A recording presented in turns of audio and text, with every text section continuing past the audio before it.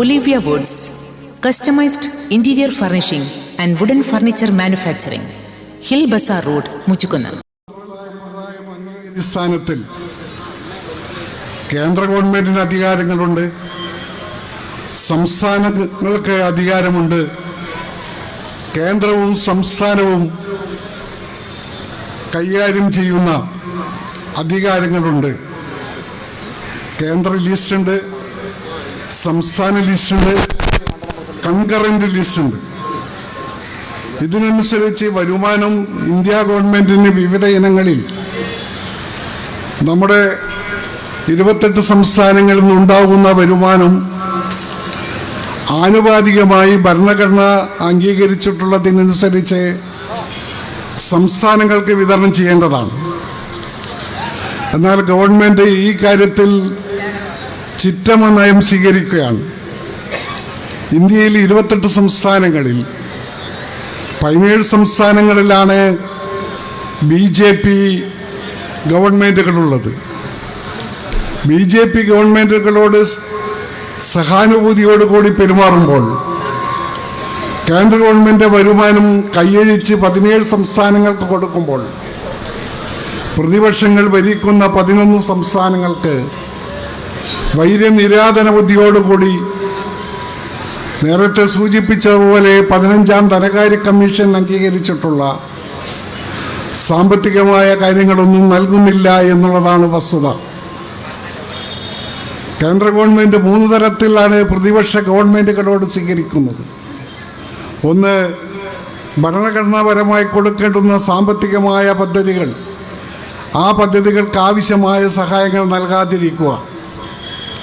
രണ്ടാമത്, കേന്ദ്ര ഗവൺമെൻറ് കയ്യിലുള്ള ED, എൻഫോഴ്സ്മെൻറ്റ് ഡിപ്പാർട്ട്മെൻറ്റ്, അതുപോലെ CBI, central bureau of investigation, research and analysis wing, ഇങ്ങനെ കേന്ദ്ര ഗവൺമെൻറ് കയ്യിലുള്ള ഇത്തരം അന്വേഷണ ഏജൻസികളെ ഉപയോഗിച്ചുകൊണ്ട് സംസ്ഥാന ഗവൺമെൻറ്റുകളെ, പ്രതിപക്ഷം ഭരിക്കുന്ന സംസ്ഥാന ഗവൺമെൻറ്റുകളെ വേട്ടയാടുക, മുഖ്യമന്ത്രിമാർക്കെതിരായി കള്ളക്കേസ് എടുക്കുകയാണ്, ED കേസിൽ ഉൾപ്പെടുത്തി അവരുടെ ജയിലടക്കുകയാണ്, പ്രതിപക്ഷ നേതാക്കന്മാർക്കെതിരായി കള്ളക്കേസുകൾ ഉണ്ടാക്കി ജയിലിലടക്കുകയാണ്. മൂന്നാമത് ചെയ്യുന്നത്, ഗവർണർമാരെ ഉപയോഗിച്ചുകൊണ്ട് സംസ്ഥാന ഗവൺമെൻറ് പാസ്സാക്കുന്ന നിയമങ്ങൾക്ക് അംഗീകരണം കൊടുക്കാതിരിക്കുകയാണ്. ആ തരത്തിൽ 3 തരത്തിലുള്ള മാർഗങ്ങൾ ഉപയോഗിച്ചുകൊണ്ട് ഇന്ത്യ എന്ന് പറയുന്ന ജനാധിപത്യ ഭരണ സമ്പ്രദായം, ഫെഡറൽ ഭരണഘടന അംഗീകരിച്ചു നമ്മുടെ രാജ്യത്ത് സംസ്ഥാന ഗവൺമെൻറ്റുകളെ ശ്വാസം മുട്ടിച്ച് ജനങ്ങൾ ഗവൺമെൻറ്റിനെതിരായി നിൽക്കുന്ന സമീപനമാണ് സ്വീകരിക്കുന്നത്.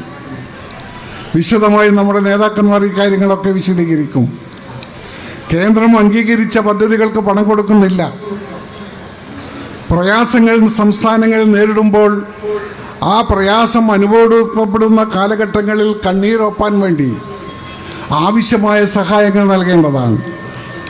കേരളം 2 ഘട്ടങ്ങളിൽ വമ്പിച്ച മഴക്കെടുതി അനുവദിച്ചതാണ്. കോവിഡിൻ്റെ ഫലമായി പ്രയാസം അനുവദിച്ചതാണ്. നീപ്പ പിടിവട്ടത്തിൻ്റെ ഫലമായി പ്രയാസങ്ങൾ അനുഭവിച്ചതാണ്. ഈ ഘട്ടങ്ങളിൽ കേന്ദ്ര ഗവൺമെൻറ് അനുവദിച്ചിട്ടുള്ള അരിയും ഗോതമ്പും ഇപ്പോൾ ഏറ്റവും അടുത്ത് 351 കോടി രൂപ തിരിച്ചു പിടിക്കുകയാണ്. ഇവിടെ വന്നിറങ്ങിയ വിമാനങ്ങളിൽ വന്നിറങ്ങിയ പൈലറ്റുമാരും പട്ടാളക്കാർക്കും ചെലവായ സംഖ്യ സംസ്ഥാനങ്ങൾക്ക് തരാനുള്ള പണത്തിൽ നിന്ന് വെട്ടിക്കുറയ്ക്കുകയാണ്.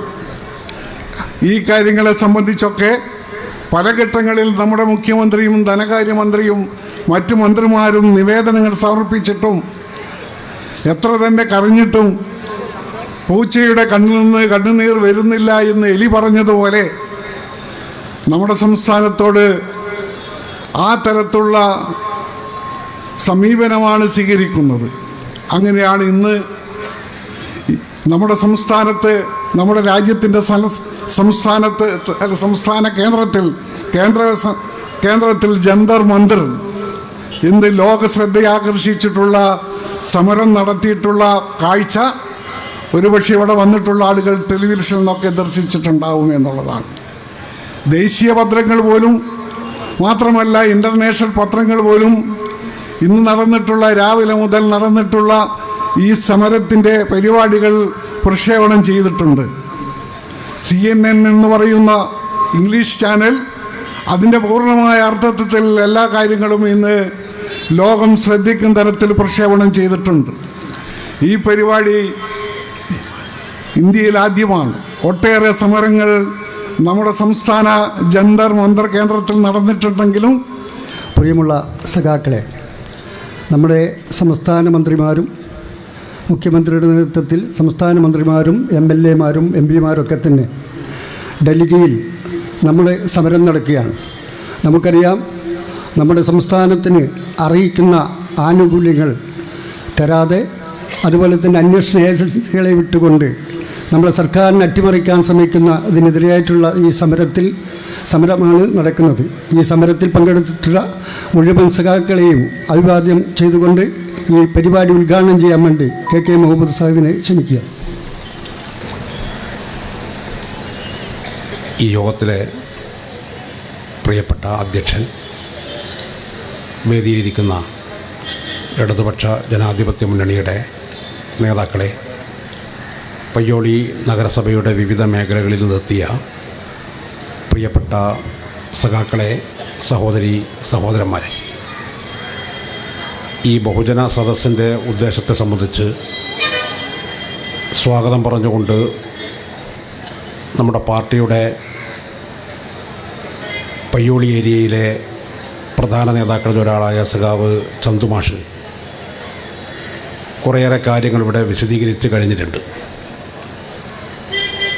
കേരളത്തോട് കേന്ദ്രം തുടരുന്ന അതിക്രൂരമായ അവഗണനയിൽ പ്രതിഷേധിച്ചുകൊണ്ട് ഇന്ന് രാവിലെ നമ്മുടെ രാജ്യത്തിൻ്റെ തലസ്ഥാന നഗരിയിൽ ജന്തർ മന്ദറിൽ കേരളത്തിൻ്റെ മുഖ്യമന്ത്രിയും മന്ത്രിമാരും ഇടതുപക്ഷ ജനാധിപത്യ മുന്നണിയുടെ MLAമാരും MP മാരുമെല്ലാം പങ്കെടുത്ത ഐതിഹാസികമായിട്ടുള്ള ഒരു സമരം നടക്കുകയുണ്ടായി. ഈ സമരത്തെ ഇന്ത്യയിലെ പ്രധാനപ്പെട്ട മാധ്യമങ്ങളും ഇന്ത്യക്ക് പുറത്തുള്ള മാധ്യമങ്ങളുമെല്ലാം അപൂർവങ്ങളിൽ അപൂർവമായിട്ടുള്ള സമരം എന്നാണ് വിശേഷിപ്പിച്ചത്. ഈ സമരത്തിന് കേരളത്തിലെ ജനങ്ങളുടെ ഭാഗത്തു നിന്നുള്ള പിന്തുണ മാത്രമല്ല, ഇന്ന് ജന്തർ മന്ദറിൽ ഈ സമരത്തെ നിരീക്ഷിക്കുന്നതിന് വേണ്ടിയും കേരള ജനതയോട് ഐക്യദാർഢ്യം പ്രഖ്യാപിക്കുന്നതിന് വേണ്ടിയും ഡൽഹി സംസ്ഥാനത്തിൻ്റെ മുഖ്യമന്ത്രി കെജ്രിവാൾ എത്തി, പഞ്ചാബ് സംസ്ഥാനത്തിൻ്റെ മുഖ്യമന്ത്രി ആ പ്രദേശത്തെത്തി, ജമ്മു കാശ്മീരിൻ്റെ മുൻ മുഖ്യമന്ത്രി ഫാറൂഖ് അബ്ദുള്ള വന്നു, തമിഴ്നാട്ടിലെ IT വകുപ്പ് കൈകാര്യം ചെയ്യുന്ന മന്ത്രിയും DMK നേതാവുമായിട്ടുള്ള പളനിസ്വാമി ത്യാഗരാജൻ എന്ന് പറയുന്ന അവിടുത്തെ മന്ത്രി വന്നു. ഇങ്ങനെ രാജ്യത്തിൻ്റെ വിവിധ മേഖലകളിലുള്ള ഭരണാധികാരികൾ, പ്രത്യേകിച്ചും BJP ഗവൺമെൻറ് അതിക്രൂരമായിട്ടുള്ള നിലപാട് സ്വീകരിക്കുന്ന വിവിധ സംസ്ഥാനങ്ങളിലെ ഭരണത്തലവന്മാർ കേരളം നടത്തുന്ന ഈ ഐതിഹാസികമായിട്ടുള്ള പ്രക്ഷോഭത്തിന് പിന്തുണയേകുന്ന സാഹചര്യമാണ് ഉണ്ടായിട്ടുള്ളത്. ഈ സമരത്തെ സംബന്ധിച്ച് BJPക്കാർ പറയുന്നത് ഇത് രാഷ്ട്രീയ പ്രേരിതമായിട്ടുള്ള സമരമാണ് എന്നാണ്. ഞങ്ങൾ ഈ ബഹുജന സദസ്സിൽ ജനങ്ങളുടെ മുമ്പാകെ പറയുന്നത് രാഷ്ട്രീയ പ്രേരിതമായിട്ടുള്ള നിരവധി പ്രക്ഷോഭങ്ങളും ക്യാമ്പയിനുകളും നമ്മുടെ നാട് കണ്ടിട്ടുണ്ട്. അത്തരം പ്രക്ഷോഭങ്ങളെല്ലാം കക്ഷി രാഷ്ട്രീയത്തിൻ്റേതായിട്ടുള്ള പ്രവർത്തനങ്ങളുടെ ഘട്ടത്തിൽ വേണ്ടിവരും. പക്ഷേ ഇന്ന് മുഖ്യമന്ത്രിയും മന്ത്രിമാരും ഡൽഹിയിൽ സമരം നടത്തിയതും ആ സമരത്തോട് ഐക്യദാർഢ്യം പ്രഖ്യാപിച്ചുകൊണ്ട് കേരളത്തിലെ എല്ലാ തദ്ദേശ സ്വയംഭരണ സ്ഥാപനങ്ങളുടെ കേന്ദ്രങ്ങളിൽ സമരം നടക്കുന്നതും ഒരു തരത്തിലുമുള്ള രാഷ്ട്രീയ നിലപാടിൻ്റെ ഭാഗമായിട്ടല്ല, രാഷ്ട്രീയ പ്രേരണയോട് കൂടിയിട്ടുള്ള ഏതെങ്കിലും ഒരു പ്രക്ഷോഭമല്ല ഇന്ന് നാട്ടിൽ നടക്കുന്നത്. മറിച്ച് ഈ നാടിൻ്റെ വികാരമാണ്. ഇവിടെ കേന്ദ്ര അവഗണന എന്ന വാക്കുകൊണ്ട് ലളിതമായി പ്രയോഗിക്കേണ്ടുന്ന ഒന്നല്ല സംസ്ഥാനത്തോടുള്ള അവഗണന. മറിച്ച് അവഗണന എന്ന വാക്ക് മാറ്റി കേരളത്തോട് കേന്ദ്രം പ്രതികാരബുദ്ധിയാ പെരുമാറുന്നു എന്ന വാക്ക് ഇവിടെ സ്വീകരിക്കേണ്ടതായി വരും. ആ നിലയിലേക്ക് കേരള സംസ്ഥാനത്തോട് അതിക്രൂരമായിട്ടുള്ള നിലപാടാണ് സ്വീകരിക്കുന്നത്. ഇത് കേരളത്തോട് മാത്രമല്ല, BJP ഇതര സംസ്ഥാനങ്ങളിലെ എല്ലാ ഗവൺമെൻറ്റുകളോടും ഇതേ സമീപനമാണ് സ്വീകരിക്കുന്നത്. നേരത്തെ ചന്തുമാഷ പറഞ്ഞല്ലോ, 17 സംസ്ഥാനങ്ങളിൽ BJP നിയന്ത്രണമുള്ള ഭരണമാണ് ഇന്ത്യയിലുള്ളത്.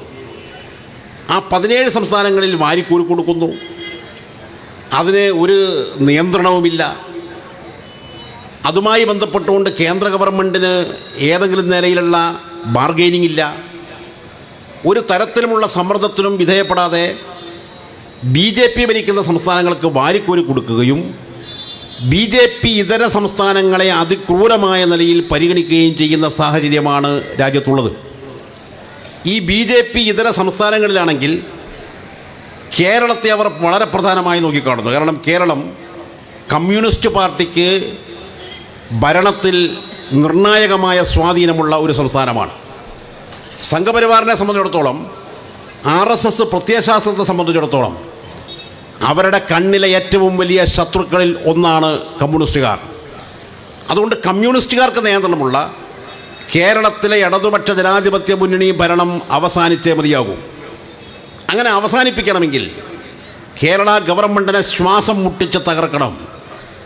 ശ്വാസം മുട്ടിച്ച് തകർക്കുന്നതിന് വേണ്ടിയിട്ടുള്ള എളുപ്പമാർഗം സാമ്പത്തികമായി ശ്വാസം മുട്ടിക്കുക എന്നുള്ളതാണെന്ന് കേന്ദ്ര ഗവൺമെൻറ് തിരിച്ചറിയുന്നു. അതിൻ്റെ ഭാഗമായിട്ട് സാമ്പത്തികമായി നമ്മുടെ നാടിനെ ഞെരുക്കുന്ന പ്രക്രിയയാണ് ഒരു ഭാഗത്ത് നടക്കുന്നത്. വ്യത്യസ്ത നിലകളിൽ സാമ്പത്തികമായിട്ട് നമ്മളെ തകർത്തുകൊണ്ടിരിക്കുകയാണ്. ഏതെങ്കിലും ഒരു മേഖലയിലൂടെ മാത്രമല്ല. നാം വളരെ കാലമായിട്ട് ഈ വിഷയങ്ങൾ വിശദീകരിക്കുന്നുണ്ടെങ്കിലും ഈ 2022-23 സാമ്പത്തിക വർഷമാകുമ്പോഴേക്കും കേരളത്തോടുള്ള കേന്ദ്ര ഗവൺമെൻറ്റിൻ്റെ ക്രൂരമായിട്ടുള്ള മനോഭാവം വീണ്ടും വീണ്ടും വർദ്ധിച്ചുകൊണ്ടിരിക്കുകയാണ്. ഇതിനെ സംബന്ധിച്ച് വിശദമായി കടന്നു പോകണമെന്ന് ഞാൻ ഉദ്ദേശിക്കുന്നില്ല. അപ്പം നേരത്തെ 10ാം ധനകാര്യ കമ്മീഷൻ നമ്മുടെ രാജ്യത്ത് പ്രവർത്തിക്കുന്ന ഘട്ടത്തിൽ 10ാം ധനകാര്യ കമ്മീഷൻ്റെ ശുപാർശയിൽ കേരളത്തിലുള്ള കേന്ദ്ര ഗവൺമെൻറ്റിൻ്റെ വിഹിതം മൊത്തം പദ്ധതി അടങ്കലിൻ്റെ 3.89%. ഇപ്പോൾ 10ാം ധനകാര്യ കമ്മീഷൻ കഴിഞ്ഞ് 11, 12, 13, 14 കഴിഞ്ഞ് 15ആണ്. 10ൽ നിന്ന് 15 ഈ ധനകാര്യ കമ്മീഷൻ്റെ ഭാഗമായിട്ട് ഇപ്പോൾ നമുക്ക് കിട്ടുന്ന കേന്ദ്ര വിഹിതം 1.9%. സാധാരണഗതിയിൽ 10ൽ നിന്ന് 15 അത് ജനസംഖ്യ ആനുപാതികമായും കേരളത്തിൻ്റെ ഉൽപ്പാദനവുമായി ബന്ധപ്പെട്ടുകൊണ്ടും ഈ നാടിൻ്റെ പൊതുവായിട്ടുള്ള വികസനം പരിഗണിച്ചുകൊണ്ടും ഒരുപടി വർദ്ധിപ്പിക്കേണ്ടുന്ന സ്ഥാനത്ത് 10ൽ നിന്ന് 15ാം ധനകാര്യ കമ്മീഷനെത്തുമ്പോൾ അത് നേർപകുതിയായി കുറയുന്ന സാഹചര്യമാണ് ഉണ്ടായിട്ടുള്ളത്. അതിൻ്റെ ഭാഗമായി 18,000 കോടി രൂപയുടെ നഷ്ടമാണ് ഒരു വർഷം ഈ കേരളത്തിലുണ്ടാകുന്നത്. 18,000 കോടിയുടെ കുറവ് ആ ഇനത്തിൽ മാത്രം വന്നു. കേന്ദ്ര ഗവൺമെൻറ് ഈ ഗവൺമെൻറ് 2019 വരുന്നതിന് മുമ്പാണ് GST നടപ്പിലാക്കിയത്. നരേന്ദ്രമോദിയുടെ ഗവൺമെൻറ് അധികാരത്തിലിരിക്കുന്ന ഘട്ടത്തിൽ GSTയുടെ നഷ്ടപരിഹാരം നിർത്തലാക്കിയിട്ടുള്ള വകയിൽ 12,000 കോടി രൂപയുടെ കുറവ് കേരളത്തിലുണ്ടായി. അതുപോലെ തന്നെ റവന്യൂ കമ്മി നികത്തുന്നതിന് വേണ്ടി കേന്ദ്ര ഗവൺമെൻറ്റിൻ്റെ പ്രത്യേകമായിട്ടുള്ള ഗ്രാൻറ്റുണ്ട്. ആ ഗ്രാൻറ്റിനത്തിൽ 8,400 കോടി രൂപയുടെ കുറവാണ് ഈ വർഷം ഉണ്ടായിട്ടുള്ളത്. ഞങ്ങൾ വെറുതെ പറയുന്നതല്ല. ഇപ്പോൾ VD സതീശൻ ഉൾപ്പെടെ കോൺഗ്രസിൻ്റെ നേതാക്കന്മാർ, ഇടതുപക്ഷ ജനാധിപത്യ മുന്നണിയും കേരളത്തിൻ്റെ മുഖ്യമന്ത്രിയും പറഞ്ഞുകൊണ്ടിരിക്കുന്ന കണക്കുകളൊന്നും ശരിയല്ല എന്ന് പറയുന്നുണ്ടെങ്കിലും ശരിയായ കണക്കുകൾ കൃത്യമായി ഇന്ന് ജന്തർ മന്ദറിൽ വെച്ച് കേരളത്തിൻ്റെ മുഖ്യമന്ത്രി എണ്ണി പറഞ്ഞപ്പോൾ ഇതുമായി ബന്ധപ്പെട്ടുകൊണ്ട് ലോകത്താകെയുള്ള മാധ്യമങ്ങൾ ചർച്ച ചെയ്യുമ്പോൾ മുഖ്യമന്ത്രിയും ഇടതുപക്ഷ ജനാധിപത്യ മുന്നണിയും എണ്ണി പറയുന്ന ഈ കാര്യങ്ങൾക്ക് ആർക്കെങ്കിലും മറുപടിയുണ്ടോ? BJPക്ക് മറുപടിയുണ്ടോ? ഈ സമരവുമായി ബന്ധപ്പെട്ടുകൊണ്ട് ജനങ്ങളെ തെറ്റിദ്ധരിപ്പിക്കുവാൻ ശ്രമിക്കുന്ന കോൺഗ്രസിന് മറുപടിയുണ്ടോ? ഞങ്ങൾ വളരെ കൃത്യതയോടുകൂടിയാണ് പറയുന്നത്. GST നഷ്ടപരിഹാരം നിർത്തലാക്കിയ വകയിൽ 12,000, റവന്യൂ കമ്മി നികത്തുന്ന ഗ്രാമിൽ നിന്ന് 8,400 കോടി. ഇതിന് പുറമെ ഓരോ സംസ്ഥാനങ്ങൾക്കും വായ്പ വാങ്ങുന്നതിന് വേണ്ടി ചില മാനദണ്ഡങ്ങളുണ്ട്, ചില ലിമിറ്റൻസ് ഉണ്ട്. ആ ലിമിറ്റിൻ്റെ പുറത്ത് വായ്പ വാങ്ങുന്നതിന് വേണ്ടിയാണ് നാം കിഫ്ബി ഉണ്ടാക്കിയത്. എന്നാൽ ഇപ്പോൾ കേന്ദ്ര ഗവൺമെൻറ് പറയുന്നത് കിഫ്ബിയിലൂടെ കേരളം വാങ്ങുന്ന വായ്പയും കേരളത്തിൻ്റെ വായ്പ വാങ്ങുവാനുള്ള പൊതുവായിട്ടുള്ള അതിൻ്റെ പരിധിയിൽ ഉൾപ്പെടുത്തിയിരിക്കുകയാണ്. ആ വകയിൽ നമുക്ക് 19,600 കോടി രൂപയുടെ കുറവ് ഈ വർഷമുണ്ടായി. ഇങ്ങനെ 57,000 കോടി രൂപയാണ് കേരളത്തിന് അർഹമായത്, കേരളത്തിന് കിട്ടേണ്ടത്, നേരത്തെ കിട്ടിക്കൊണ്ടിരുന്നത് ഈ ഒരാണ്ടിൽ കേരളത്തിന് നഷ്ടമായത് 57,000 കോടി രൂപ. ഈ 57,000 കോടി രൂപ കേരളത്തിന് കിട്ടേണ്ടത് കിട്ടുന്നില്ലെങ്കിൽ കേരളത്തിന് ഞെരുക്കമുണ്ടാകില്ലേ? സാമ്പത്തിക പ്രതിസന്ധി ഉണ്ടാവില്ലേ? ഇപ്പോൾ കേരളത്തിൽ പല മാധ്യമങ്ങളും, മാതൃഭൂമി, മലയാള മനോരമ ഉൾപ്പെടെയുള്ള പത്രമാധ്യമങ്ങളും മറ്റ് ടെലിവിഷൻ ചാനലുകളുമെല്ലാം ഇത് സംബന്ധിച്ച് പലപ്പോഴും വാർത്തകൾ കൊണ്ടുവരാറുണ്ട്. വാർത്തകളിലൊക്കെ എന്താ പറയുന്നത്? വാർത്തകളിൽ പറയുന്നത് കേരളം സാമ്പത്തികമായി ഞെരുക്കത്തിലാണ്, വലിയ കടക്കണിയിലേക്ക് കേരളം വീടുകൊണ്ടിരിക്കുകയാണ്. ഈ കടക്കണിക്കും കേരളം നേരിടുന്ന സാമ്പത്തിക പ്രതിസന്ധിക്കും കാരണം കേന്ദ്ര ഗവൺമെൻറ്റാണെന്ന് പറയുവാൻ മാധ്യമങ്ങൾ തയ്യാറാകുന്നില്ല. അത് സംബന്ധിച്ച വസ്തുതാപരമായിട്ടുള്ള വാർത്തകൾ പ്രസിദ്ധീകരിക്കുന്നതിന് വേണ്ടി തയ്യാറാകുന്നില്ല. കേരളത്തിൻ്റെ കടങ്ങളും ബാധ്യതകളുമെല്ലാം നിങ്ങൾ ചർച്ച ചെയ്യുമ്പോൾ കേരളത്തിൻ്റെ ബാധ്യതകൾ നിർവഹിക്കുവാൻ കഴിയുന്നതിനേക്കാൾ കൂടുതൽ കേരളത്തിന് കേന്ദ്രത്തിൽ നിന്ന് പണം കിട്ടാനുണ്ട് എന്നുള്ളത് നിങ്ങൾ പറയണ്ടേ? അങ്ങനെ പറയുമ്പോഴല്ലേ വസ്തുതയാകുന്നത്. ഇപ്പോൾ കേരളത്തിലെ സംസ്ഥാന സർക്കാർ ജീവനക്കാർക്ക് DA കൊടുക്കാനുണ്ട്, ക്ഷാമബത്ത 20% ക്ഷാമബത്ത നൽകുന്നതിന് വേണ്ടിയുണ്ട്. ഇതിന് ഒരു വർഷം ചെലവഴിക്കേണ്ടത് 12,000 കോടി രൂപയാണ്. കുടിശ്ശിക ഉൾപ്പെടെ കൊടുക്കുന്നുണ്ടെങ്കിൽ ഈ DA ഇനത്തിൽ 25,000 കോടി രൂപയാണ് കൊടുക്കേണ്ടത്. ഒന്ന്. രണ്ടാമത്തത്, ഒരു 3-4 മാസത്തെ ക്ഷേമ പെൻഷൻ ഇപ്പോൾ കൊടുക്കാൻ ബാക്കിയുണ്ട്. കേരളം സാമ്പത്തികമായി ഞെരുക്കമാണെന്ന് പറയുന്നതിൻ്റെ പിന്നിൽ ഇത്തരം വിഷയങ്ങളാണുള്ളത്. ഈ ഒരു ക്ഷേമ പെൻഷൻ കൊടുക്കണമെങ്കിൽ പെട്ടെന്ന് ഒരു 2,400 കോടി രൂപ വേണം. 2. മൂന്നാമത്, KSRTCയുമായി ബന്ധപ്പെട്ടുകൊണ്ടുള്ള ചർച്ചകളാണ് നടക്കുന്നത്. KSRTCയിലെ പെൻഷൻകാർക്ക് പെൻഷൻ കൊടുക്കുന്നതിന് വേണ്ടി 160 കോടി രൂപ വേണം. ജലജീവൻ മിഷനുമായി ബന്ധപ്പെട്ടുകൊണ്ട് ഇപ്പോൾ വലിയ തോതിൽ കുടിവെള്ള പദ്ധതിയുടെ ഭാഗമായിട്ടുള്ള പ്രവൃത്തി നടക്കുന്നുണ്ട്. ഇതുമായി ബന്ധപ്പെട്ടുകൊണ്ട് ജലജീവൻ മിഷൻ കരാറെടുത്ത കരാറുകാർക്ക് കേരളം 1,357 കോടി രൂപ കൊടുക്കാനുണ്ട്. അതുപോലെ തന്നെ കാരുണ്യ സുരക്ഷാ പദ്ധതിയുമായി ബന്ധപ്പെട്ടുകൊണ്ട് സംസ്ഥാന ഗവൺമെൻറ് 300 കോടി രൂപ കൊടുക്കാനുണ്ട്. കേരളത്തിലെ പൊതുവിതരണ ശൃംഖലയിൽ ഇടപെട്ടുകൊണ്ടിരിക്കുന്ന സപ്ലൈകോക്ക് സംസ്ഥാന ഗവൺമെൻറ് 1,525 കോടി രൂപ കൊടുക്കാനുണ്ട്. ഈ കഴിഞ്ഞ 2023 ഓണക്കിറ്റുമായി ബന്ധപ്പെട്ടുകൊണ്ട് 158 കോടി രൂപ കേരള ഗവൺമെൻറ് നൽകുവാനുണ്ട്. അതുപോലെ തന്നെ തദ്ദേശ സ്വയംഭരണ സ്ഥാപനങ്ങൾക്ക് പദ്ധതി വിഹിതവുമായി ബന്ധപ്പെട്ടുകൊണ്ട് 4,558 കോടി രൂപയാണ് കേരളം നൽകുവാനുള്ളത്. കേരളത്തിൻ്റെ ബാധ്യതയാണ്. ഇതിനെല്ലാം പുറമെ നമ്മുടെ നാട്ടിലെ വിവിധങ്ങളായിട്ടുള്ള പ്രവൃത്തി എടുത്ത കരാറുകാർക്ക് 16,000 കോടി രൂപ കൊടുക്കാനുണ്ട്.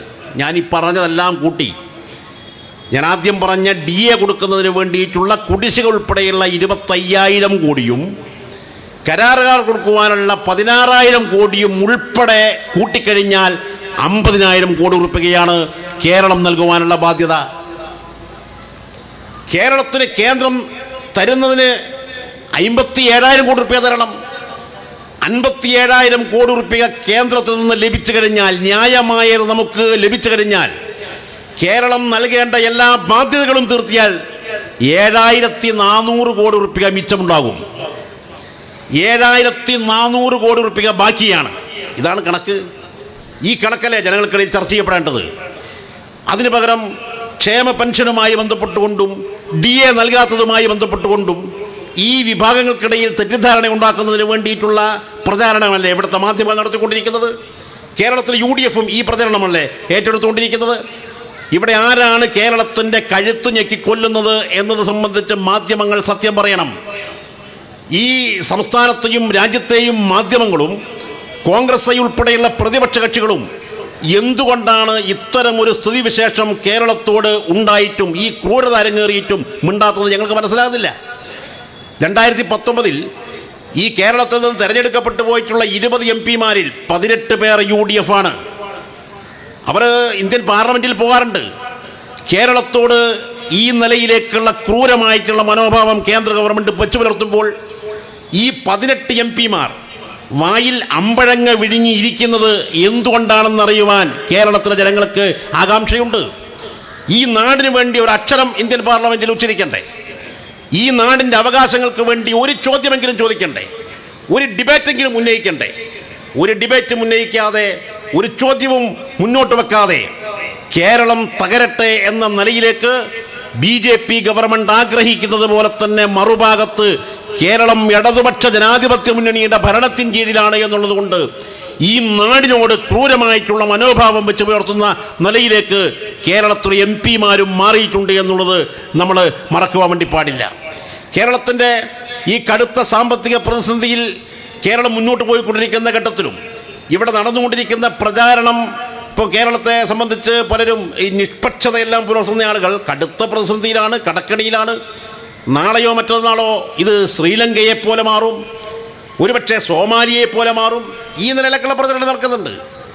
അതിന് ചില നിഷ്പക്ഷത പാലിക്കുന്നവരാണ് എന്ന് വരുത്തി തീർത്തുകൊണ്ട് ചില പ്രചാരകന്മാർ ഇവിടെ രംഗത്തിറങ്ങുന്നുണ്ട്. യഥാർത്ഥത്തിൽ നമ്മുടെ നാടിൻ്റെ പൊതുകടത്തെ സംബന്ധിച്ചും ഇന്ത്യയുടെ പൊതുകടത്തെ സംബന്ധിച്ചും ഇങ്ങനെ പറയുന്നവർ എന്തെങ്കിലും കാര്യം മനസ്സിലാക്കിയിട്ടുണ്ടോ? നമ്മുടെ സംസ്ഥാനത്തിൻ്റെ പൊതുകടവും കേന്ദ്രത്തിൻ്റെ പൊതുകടവും താരതമ്യം ചെയ്യുന്നതിന് വേണ്ടി തയ്യാറാകണം. 2023 ആദ്യ പാദത്തിലെ കണക്ക് പ്രകാരം കേന്ദ്രത്തിൻ്റെ പൊതുകടം ആഭ്യന്തര ഉൽപ്പാദനത്തിൻ്റെ 66.7%. ഈ കഴിഞ്ഞ വർഷം എടുത്ത കണക്ക് പ്രകാരം കേന്ദ്ര ഗവൺമെൻറ് തന്നെ പറഞ്ഞത് നമ്മുടെ രാജ്യത്തിലെ ആഭ്യന്തര ഉൽപ്പാദനത്തിൻ്റെ 66.7% ഇന്ത്യ ഗവൺമെൻറ്റിന്, നരേന്ദ്രമോദിയുടെ നേതൃത്വത്തിലുള്ള NDA സർക്കാരിന് കടമാണ്. എന്നാൽ കേരളത്തിലെ കടം എത്രയാ? കേരളത്തിൻ്റെ GDPയുടെ 37% മാത്രമാണ് കേരളത്തിലുള്ള കടം.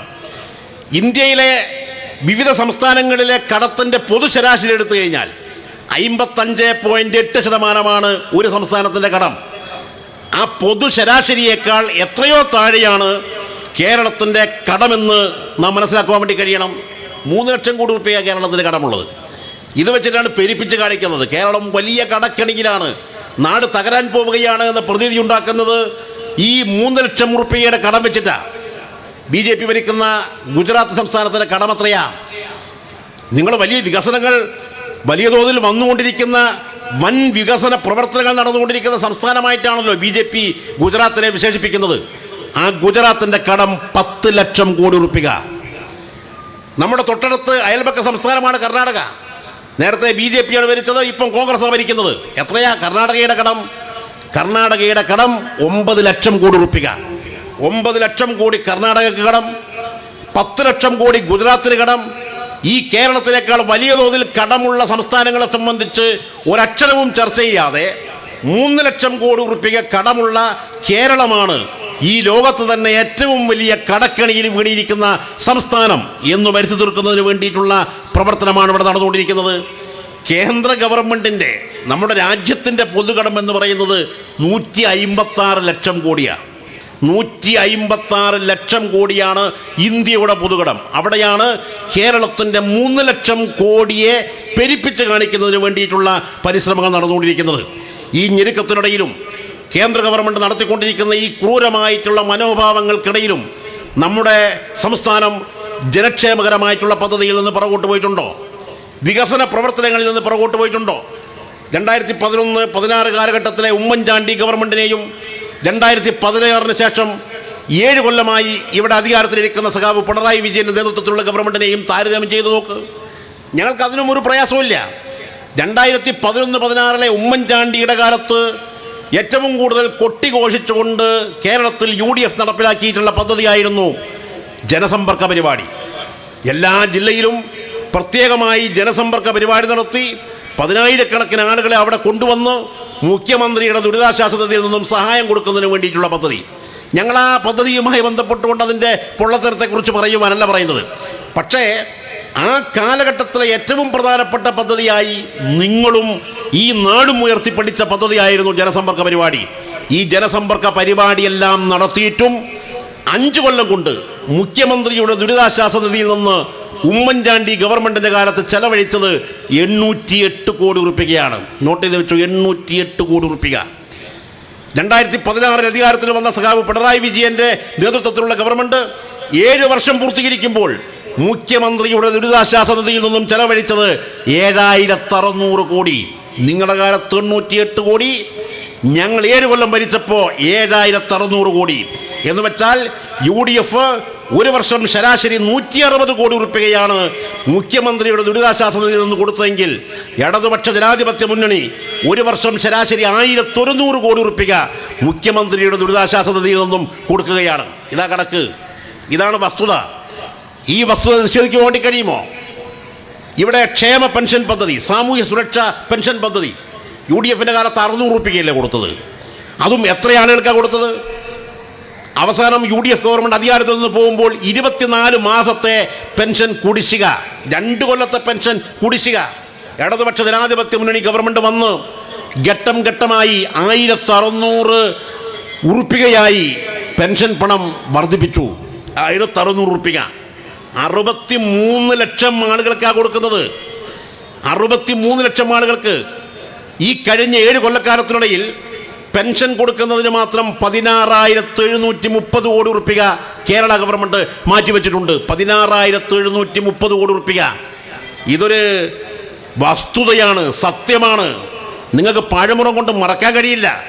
ഒരു സുപ്രഭാതത്തിൽ നിങ്ങൾക്ക് ഒരു മറിയക്കുട്ടിയെ രംഗത്തിറക്കി നമ്മുടെ നാട്ടിലെ പെൻഷൻകാരെ തെറ്റിദ്ധരിപ്പിക്കുവാൻ സാധിച്ചേക്കാം.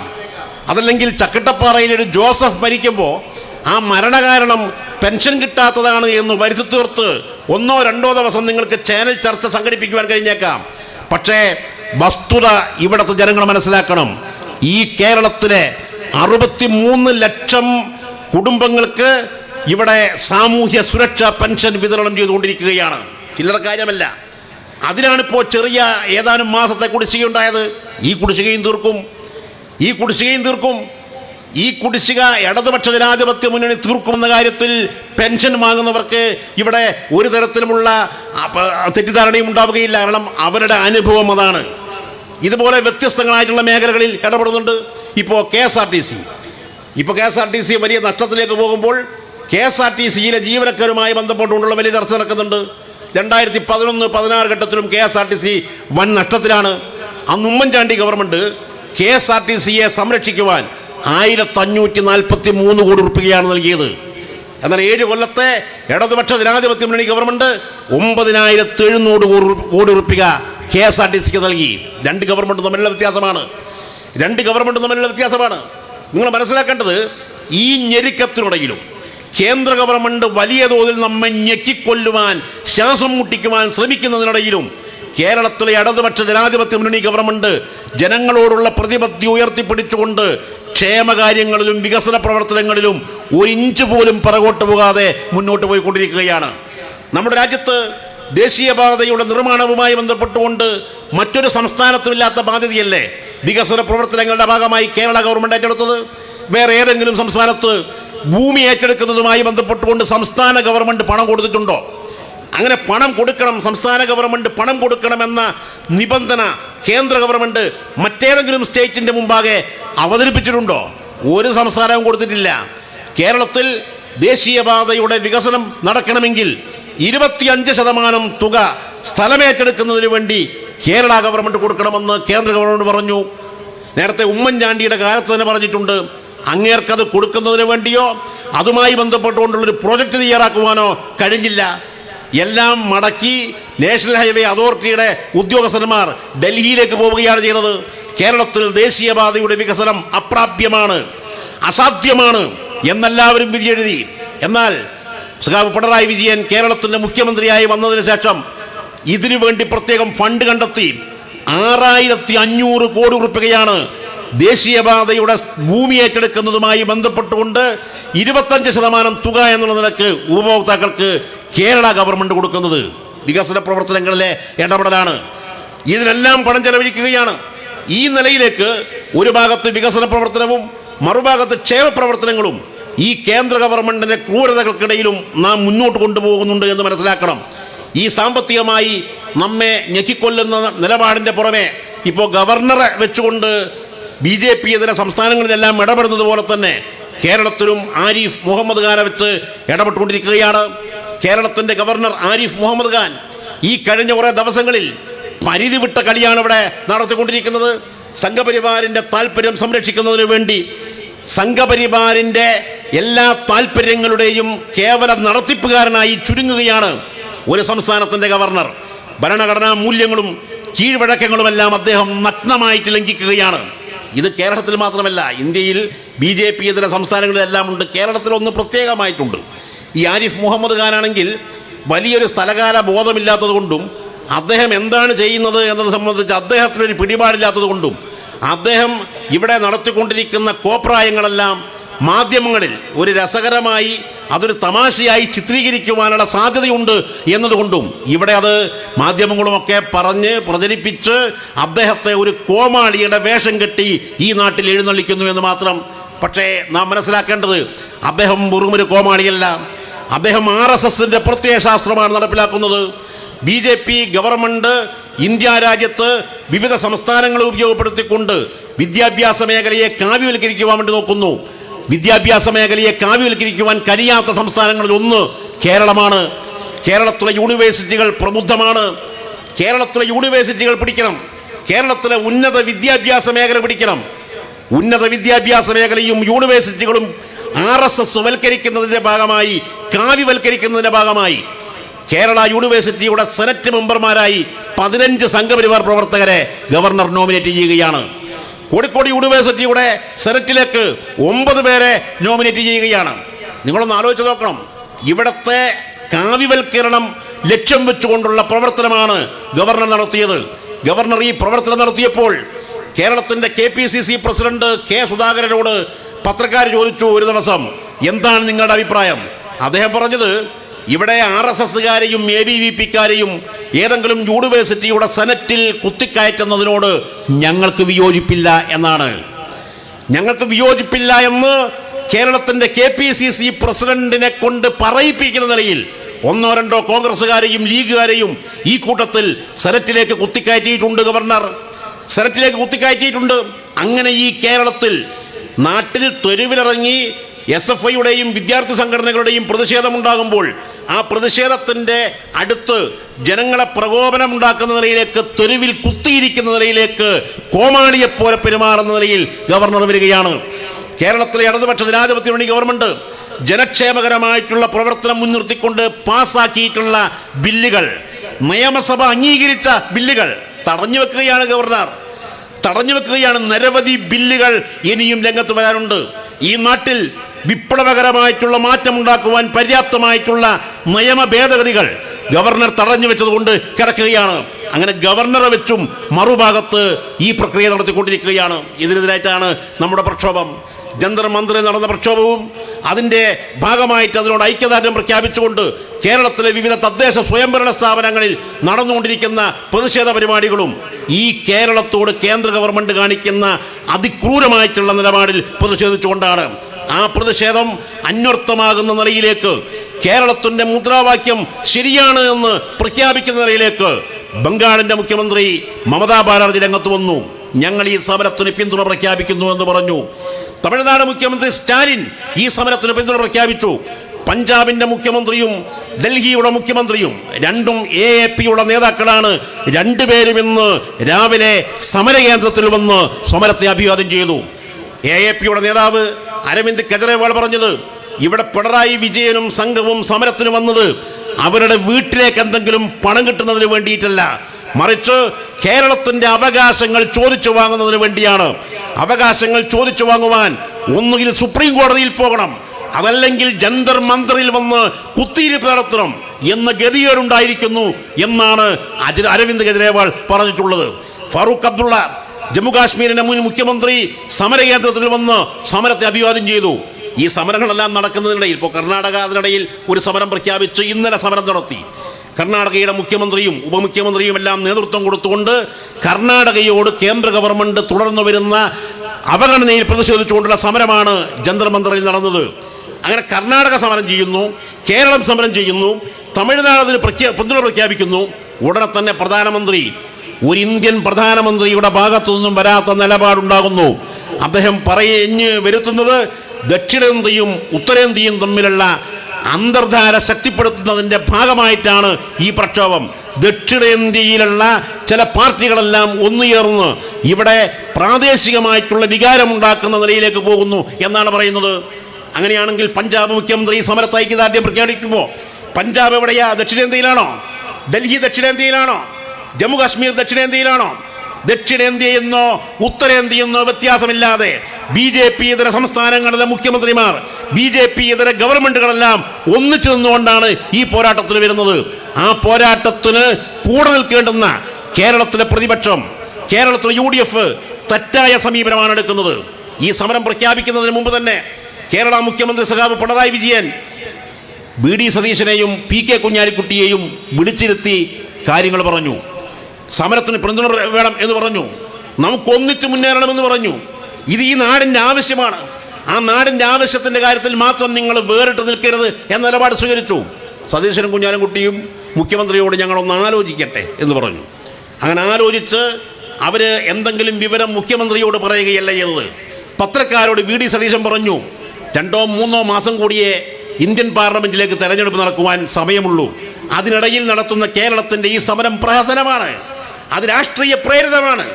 കേന്ദ്ര ഗവൺമെന്റിനെതിരായി, BJP സർക്കാരിനെതിരായി ഈ ഗവൺമെന്റിന്റെ അവസാന കാലത്തൊരു സമരം നടത്താൻ ഞങ്ങളില്ല. ആരാണ് പറയുന്നത്? കേരളത്തിലെ പ്രതിപക്ഷ നേതാവ്, കോൺഗ്രസ് ഐയുടെ നേതാവ് VD സതീശൻ. സതീശൻ പറഞ്ഞ് 2 ദിവസം കഴിഞ്ഞപ്പോഴാണ് കർണാടക ജന്തർ മന്ദറിലേക്ക് സമരം പ്രഖ്യാപിക്കുന്നത്. അപ്പോൾ കർണാടക സമരം പ്രഖ്യാപിക്കുമ്പോൾ നേരത്തെ VD സതീശൻ പറഞ്ഞ എന്ത് ന്യായം? ഇലക്ഷനായപ്പോൾ എന്തിനാണ് സമരം എന്ന് ചോദിച്ച VD സതീശൻ ഈ കാര്യം കർണാടക മുഖ്യമന്ത്രിയോട് ചോദിക്കട്ടെ, കർണാടകയിലെ കോൺഗ്രസ് നേതൃത്വത്തോട് ചോദിക്കണ്ടേ? കർണാടകയിലെ കോൺഗ്രസും കർണാടകയിലെ ഗവൺമെന്റും കേരളത്തിന്റെ പിറകെയാണ് വരുന്നത്. കേരളത്തെയാണ് അവർ മാതൃകയാക്കുന്നത്. തമിഴ്നാടും ആ നിലയിലേക്കാണ് വരുന്നത്. ഇതെല്ലാം കൂടി കഴിഞ്ഞ് ഇന്നിപ്പോൾ VD സതീശനോട് പത്രക്കാർ ചോദിച്ചു, എന്താണ് നിങ്ങളുടെ അഭിപ്രായം? കർണാടക ഇന്നലെ സമരം നടത്തിയില്ലേ? ഇന്ന് പല മുഖ്യമന്ത്രിമാരും സമരപന്തലിലേക്ക് പോയില്ലേ? ഉടനെ തന്നെ VD സതീശൻ പറയുന്നത്, ഇന്നലെ കർണാടക നടത്തിയിട്ടുള്ള സമരം കേന്ദ്ര അവഗണനക്കെതിരായിട്ടല്ല, മറ്റ് പല ആവശ്യങ്ങളും ഉന്നയിച്ചുകൊണ്ടാണ്. നിങ്ങളൊന്ന് ആലോചിക്കാൻ നോക്കൂ, ഒരു കേരളത്തിലെ ഒരു പ്രതിപക്ഷ നേതാവിൻ്റെ ഗതികേട്. രാഷ്ട്രീയ പ്രേരിതമായിട്ട് മാത്രം പ്രശ്നങ്ങളെ കാണുന്നതിന് പകരം ഈ നാടിൻ്റെ ഒരു കാര്യമായ പ്രശ്നത്തിന് ഒന്നിച്ചു നിൽക്കണം എന്ന നിലപാടിലേക്ക് വരണ്ടേ? ആ നിലപാടിലേക്ക് ഇവിടുത്തെ MP-മാർ വരണ്ടേ? ഇവിടെ നമുക്കൊരു MP ഉണ്ട് വടകരയിൽ, K മുരളീധരൻ. കഴിഞ്ഞ 5 കൊല്ലക്കാലത്തിനിടയിൽ പയ്യോടിയിൽ എന്തെങ്കിലും പ്രവർത്തനത്തിൽ അദ്ദേഹത്തെ കണ്ടോ? ഈ കൊയിലാണ്ടി അസംബ്ലി മണ്ഡലത്തിലെ ഏതെങ്കിലും ഒരു വികസന പ്രവർത്തനത്തിന് അദ്ദേഹം ഉണ്ടോ? ഈ വടകര പാർലമെന്റ് മണ്ഡലത്തിൽ അദ്ദേഹം കൊണ്ടുവന്ന ഒരു പ്രൊജക്റ്റ് പറ, ഒരു പ്രൊജക്റ്റ്. അദ്ദേഹം MP ഫണ്ടിൽ നിന്ന് ചിലപ്പോൾ സ്കൂളുകൾക്ക് കമ്പ്യൂട്ടർ കൊടുത്തിട്ടുണ്ടാകാം, അതല്ലെങ്കിൽ ഏതെങ്കിലും നാട്ടുമ്പുറത്തൊരു 10-20 ലക്ഷം റുപ്യക്ക് റോഡ് വർക്ക് കൊടുത്തിട്ടുണ്ടാകാം. ഇത് നടത്താൻ ഒരു MP വേണ്ട. അതിന് കോഴിക്കോട്ട് കലക്ട്രേറ്റിലും കണ്ണൂർ കലക്ട്രേറ്റിലും MP ഫണ്ട് വീതിക്കുവാൻ ഉദ്യോഗസ്ഥന്മാരുണ്ട്, പ്രത്യേകമായിട്ടുള്ള ഓഫീസ് സംവിധാനമുണ്ട്. ആ ഓഫീസ് സംവിധാനമാണ് നിർവഹിക്കേണ്ടത്. ഓഫീസ് സംവിധാനം നിർവഹിക്കേണ്ടുന്ന പണി എടുക്കുവാൻ ഒരു MP വേണ്ട. ഒരു MP ഈ നാടിന് വേണ്ടി ഇന്ത്യൻ പാർലമെന്റിൽ ശബ്ദിക്കണം. നമ്മുടെ കേരളത്തിന് വേണ്ടി, കേരളത്തിൻ്റെ എന്തെങ്കിലും ആവശ്യത്തിന് വേണ്ടി ഈ നമ്മുടെ MP എന്തെങ്കിലും ഒരു കാര്യം പറഞ്ഞോ? ഇപ്പോൾ വടകര പാർലമെന്റ് മണ്ഡലത്തിന് വേണ്ടി MP ആകെ 10 ചോദ്യങ്ങളാണ് ചോദിച്ചത്. 10 ചോദ്യങ്ങൾ. അതേസമയം കേരള ഗവൺമെന്റിനെതിരായി നമ്മുടെ സംസ്ഥാനത്തിൻ്റെ താല്പര്യത്തിന് വിരുദ്ധമായി 12 ചോദ്യങ്ങൾ അദ്ദേഹം ഇന്ത്യൻ പാർലമെന്റിൽ ചോദിച്ചിട്ടുണ്ട്. വടകര പാർലമെന്റ് മണ്ഡലത്തിന് വേണ്ടതിനേക്കാൾ കൂടുതൽ ചോദ്യങ്ങൾ ഈ നാടിനെതിരായിട്ടാണ് കെ മുരളീധരൻ ഇന്ത്യൻ പാർലമെന്റിൽ ഉന്നയിച്ചത്. 2019 അങ്ങേര് ഈ വടകരയിലെ MP ആയി വന്നതിന് ശേഷമാണ് ദുബായിൽ നമ്മുടെ പ്രളയത്തിൻ്റെ കാലത്ത് കേരളത്തെ സഹായിക്കുന്നതിനെ സംബന്ധിച്ച് പ്രവാസികളെല്ലാം ആലോചിച്ചുകൊണ്ടിരിക്കുന്ന ഒരു ഘട്ടത്തിൽ അവിടെ നടന്ന ചില മലയാളി സംഘടനകളുടെ യോഗത്തിൽ പങ്കെടുക്കുന്നതിന് വേണ്ടി കെ മുരളീധരൻ പോകുന്നത്. അന്ന് മലയാളി സംഘടനകളുടെ യോഗത്തിൽ പങ്കെടുത്തുകൊണ്ട് മുരളീധരൻ അസന്നിഗ്ധമായി പ്രഖ്യാപിച്ചത് കേരളത്തിലെ പ്രളയക്കെടുതിയുമായി ബന്ധപ്പെട്ടുകൊണ്ട് മുഖ്യമന്ത്രിയുടെ ദുരിതാശ്വാസ നിധിയിലേക്ക് ഫണ്ടിന് വേണ്ടി ആഹ്വാനം വന്നിട്ടുണ്ട്. ആ ഫണ്ടിന് വേണ്ടിയിട്ടുള്ള ആഹ്വാനം നമ്മളെല്ലാവരും നിരാകരിക്കണം. ഒരു ചില്ലിക്കാശ് മുഖ്യമന്ത്രിയുടെ ദുരിതാശ്വാസ നിധിയിലേക്ക് കൊടുക്കാൻ പാടില്ല. കെ മുരളീധരൻ MP ദുബായിൽ പോയി, UAE പോയി അവിടുത്തെ മലയാളികളോട് പ്രഖ്യാപിക്കുകയാണ് ഈ നാടിന് വേണ്ടി ഒരു ചില്ലിക്കാശ് കൊടുക്കരുത്. ഈ സമീപനം എന്തെങ്കിലും ഇടതുപക്ഷ ജനാധിപത്യ മുന്നണി സ്വീകരിച്ചിട്ടുണ്ടോ? നിങ്ങൾ സ്വീകരിക്കുന്ന സമീപനമാണോ ഇവിടുത്തെ ഇടതുപക്ഷ ജനാധിപത്യ മുന്നണി ഈ കഴിഞ്ഞ കാലഘട്ടത്തിൽ സ്വീകരിച്ചത്? 2001 മുതൽ 2006 വരെ കേരളത്തിൻ്റെ ഭരണം UDF-നായിരുന്നു. ആദ്യഘട്ടത്തിൽ ആന്റണി, പിന്നീട് ഉമ്മൻചാണ്ടി. ആന്റണി കേരളത്തിൻ്റെ മുഖ്യമന്ത്രിയായിരിക്കുമ്പോഴാണ് സുനാമി അടിച്ചത്. സുനാമി തിരമാലകൾ ഈ നാടിൻ്റെ പല മേഖലകളും കൊണ്ടുപോയി. 100 കണക്കിന് വീടുകൾ കടലെടുത്തുകൊണ്ടുപോയി. വലിയ അനർത്ഥമായിരുന്നു ഉണ്ടായിരുന്നത്. ആ ഘട്ടത്തിൽ കൊല്ലം ജില്ലയിലും കൊച്ചി മേഖലയിലും ഈ അനർത്ഥമുണ്ടായ മേഖലകളിലെല്ലാം വളണ്ടിയറി പ്രവർത്തനം നടത്തുന്നതിന് വേണ്ടി ആഹ്വാനം ചെയ്യുകയാണ് ഇടതുപക്ഷ ജനാധിപത്യ മുന്നണിയിലെ ഘടകകക്ഷികൾ ചെയ്തത്. ഇടതുപക്ഷ ജനാധിപത്യ മുന്നണിക്ക് നേതൃത്വം കൊടുക്കുന്ന CPIM ഈ നാടിനുണ്ടായിട്ടുള്ള ദുരന്ത ഭൂമിയിൽ വെച്ച് നടത്തിയിട്ടുള്ള പ്രഖ്യാപനം എന്താണെന്നറിയുമോ? കരുനാഗപ്പള്ളിയിൽ മാതാ അമൃതാനന്ദമഴിയുടെ ഭവനവുമായി ബന്ധപ്പെട്ടുകൊണ്ട് ആ പ്രദേശത്ത് താമസിച്ചിരുന്ന 100 കണക്കിന് ആളുകളുടെ വീടുകൾ നഷ്ടപ്പെട്ടപ്പോൾ ആ നഷ്ടപ്പെട്ടവരിൽ 100 പേർക്ക് 100 കുടുംബത്തിലുള്ള വീട് CPIM നിർമ്മിച്ചു നൽകുമെന്ന് പ്രഖ്യാപിക്കുകയും കേരളത്തിൽ ബക്കറ്റ് കലക്ഷൻ എടുത്ത് അവിടെ 100 വീട് നിർമ്മിച്ചു നൽകുകയും ചെയ്ത പ്രസ്ഥാനമാണ് CPIM. ആ CPIM ആണ് ഇടതുപക്ഷ ജനാധിപത്യ മുന്നണിക്ക് നേതൃത്വം കൊടുക്കുന്നത്. ഇടതുപക്ഷ ജനാധിപത്യ മുന്നണി ഈ നാടിൻ്റെ താല്പര്യത്തിൻ്റെ കൂടെയാണ്. UDF-ന്റെ നിലപാടല്ല, കോൺഗ്രസിന്റെ നിലപാടല്ല, സതീശന്റെ നിലപാടല്ല, സുധാകരന്റെ നിലപാടല്ല. എല്ലാ ഈ നാടിൻ്റെ പുരോഗതി ലക്ഷ്യം വെച്ചുകൊണ്ട് CPIM-ഉം ഇടതുപക്ഷ ജനാധിപത്യ മുന്നണിയും നിലപാട് സ്വീകരിക്കുന്നതിൻ്റെ ഭാഗമായിട്ടാണ് ഈ ബഹുജന സദസ്സ് എന്നുകൂടി പറഞ്ഞുകൊണ്ട് ഈ വൈകിയ വേളയിൽ മറ്റ് നേതാക്കന്മാരോട് സംസാരിക്കാനുള്ളത് കൊണ്ട് കൂടുതൽ കാര്യങ്ങളിലേക്ക് കടന്നു പോകാതെ പയ്യോളി മുനിസിപ്പാലിറ്റി സംഘടിപ്പിച്ചിട്ടുള്ള ഈ സദസ്സ്, ബഹുജന സദസ്സ് ഔപചാരികമായി ഉദ്ഘാടനം ചെയ്താൽ അറിയിച്ചുകൊണ്ട് ഞാനെൻ്റെ വാക്കുകൾ അവസാനിപ്പിക്കുകയാണ്. വിപ്ലവാഭിവാദ്യങ്ങൾ. പ്രതിപക്ഷ നേതാവ് സഖാവ് VS അച്യുതാനന്ദനായിരുന്നു. അന്ന് ഒരു സർവകക്ഷി പ്രതിനിധി സംഘം കേരളത്തോട് കേന്ദ്രം കാണിക്കുന്ന അവഗണനയ്ക്കെതിരെ പ്രധാനമന്ത്രിയെ കണ്ട് സംസാരിക്കുന്നതിന് വേണ്ടി പോകണമെന്ന് തീരുമാനിക്കുകയുണ്ടായി. എന്തായിരുന്നു ഇടതുപക്ഷ ജനാധിപത്യ മുന്നണിയുടെ നിലപാട്? ഇന്ന് പറയുന്നത് പോലെയുള്ള ജനവിരുദ്ധമായ കാര്യങ്ങളായിരുന്നു അന്ന് നമ്മൾ പറഞ്ഞത്. നമ്മുടെ പ്രതിപക്ഷ നേതാവ് VS പറഞ്ഞത് അങ്ങനെയായിരുന്നോ? ഇന്ന് നിങ്ങൾക്ക് കാണാം അതിൻ്റെ വീഡിയോ ക്ലിപ്പിങ്സുകൾ. ഇന്നും നമ്മുടെ മാതൃഭൂമിയുടെയും മനോരമയുടെയും ചാനലുകളിൽ എടുത്ത് പരിശോധിച്ച് നോക്കിയാൽ നമുക്ക് കിട്ടും. ബഹുമാനപ്പെട്ട മുഖ്യമന്ത്രി ഉമ്മൻചാണ്ടിയും പ്രതിപക്ഷ നേതാവ് VS അച്യുതാനന്ദനും കൂട്ടായിട്ടാണ് അന്ന് നരേന്ദ്രമോദിയെ കാണുന്നത്, നരേന്ദ്രമോദിയോട് ഈ കാര്യങ്ങൾ സംസാരിക്കുന്നത്. വിഴിഞ്ഞം പദ്ധതി ഉൾപ്പെടെയുള്ള കാര്യങ്ങളിൽ കേന്ദ്ര ഗവൺമെൻറ് സ്വീകരിക്കുന്ന തെറ്റായ നിലപാടുകളെ തിരുത്താൻ ആവശ്യമായ പ്രതിപക്ഷവും ഭരണകക്ഷിയും ചേർന്നുകൊണ്ടുള്ള സംയുക്തമായ ശക്തമായ നിലപാടുകൾ അവിടെ സ്വീകരിക്കുകയുണ്ടായി. അങ്ങനെയുള്ളൊരു നിലപാടല്ലേ സുധാകരനും VD സതീശനും സ്വീകരിക്കേണ്ടത്? നമ്മുടെ നരേന്ദ്രമോദിയുടെ നിലപാട് നമുക്കറിയാം. അധികാരത്തിൽ വന്ന നാൾ തൊട്ട് കേരളത്തെ പ്രതിപക്ഷ സ്ഥാനത്ത് നിർത്തിക്കൊണ്ട് ഇടതുപക്ഷ ജനാധിപത്യ മുന്നണിക്ക് ശക്തമായ സ്വാധീനമുള്ള ഒരു സംസ്ഥാനമാണ് എന്നുള്ളത് കൊണ്ട് തന്നെ എല്ലാ അർത്ഥത്തിലും ഈ സംസ്ഥാനത്തിൻ്റെ എല്ലാ പുരോഗതിയെയും പിറകോട്ട് വലിക്കുന്നതിന് വലിയ ശ്രമങ്ങളാണ് നടത്തിക്കൊണ്ടിരിക്കുന്നത്. അത് ഓരോ ഘട്ടത്തിലെടുത്ത് പരിശോധിച്ചാൽ നമുക്ക് ബോധ്യപ്പെടും. നമുക്ക് GST വിഹിതം വെട്ടിക്കുറക്കുന്നു. GST വിഹിതം വെട്ടിക്കുറക്കുന്നത് ഏത് ഘട്ടത്തിലാണ്? നമ്മുടേതായ